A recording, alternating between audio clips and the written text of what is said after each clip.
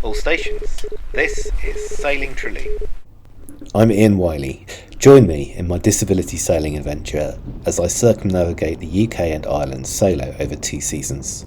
I'm raising funds for the Andrew Castle Foundation, the sailing charity helping disabled sailors reach maximum independence on the water. Join me on this voyage in pursuit of hope, equality and recovery. This week, the gas locker project reaches its denouement, with parts being laminated into place, the lids fitted and the gas bottle chocks placed.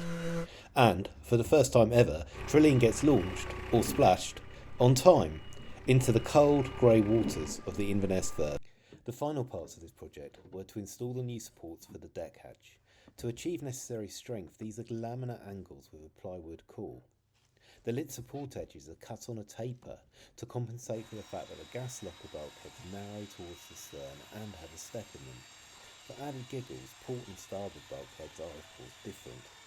You learn early enough in refitting boats that nothing is ever plain or straight, and the choices of how to manage this are always at the forefront of designing solutions. In this case, the supports are laminated to the fore, aft, upper and base of the locker, and the minor voids backfilled with foam. The temperature was marginal for working with epoxy, which is why the laminating practice here isn't exactly what you see in the book. Keeping the resin viscous enough to saturate the resin was really tricky, hence the aggressive use of what is normally a consolidating roller for carbon fibre work.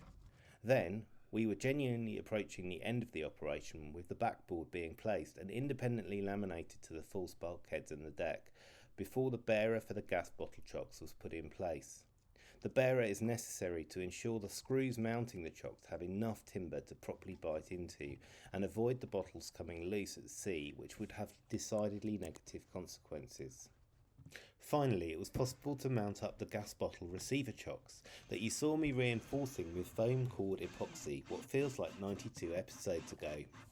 These are screwed into the plywood backing plates, and the screws will be getting some substantial reinforcement shortly through the larger hole, but I'm waiting on some parts.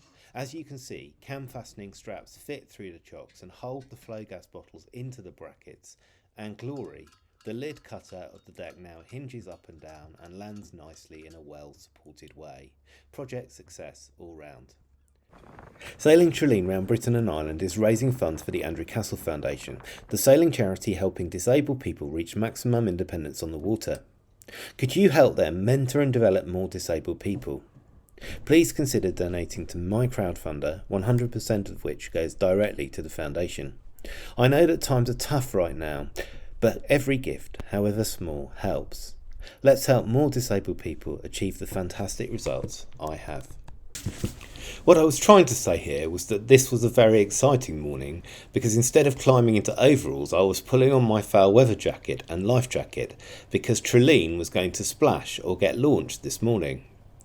I'm pleased to note this is the first time, of many I hope, that I made the launch on time, as opposed to having to defer it for some critical project that wasn't quite completed. Watching a boat launch is always terrifying. It's doubly terrifying when it's your own boat. Bad enough is watching Traleen getting shunted round the yard in a hydraulic mover like some oversized pallet of goods, but much, much worse is the time when she lifts in slings, flies out over the water and floats for the first time in a few months. Then there's the frantic rush through the boat checking the skin fittings and shaft log to see if she is in fact floating or on her way to sinking. That's all from Sailing Traleen this week. This update is real time, or near real time, so everything you see happened in the past week. If you don't already, can I encourage you to subscribe to Sailing Traleen, and if you can, share the channel content with friends, so that more people can join this improbable adventure. Sailing Traleen, out.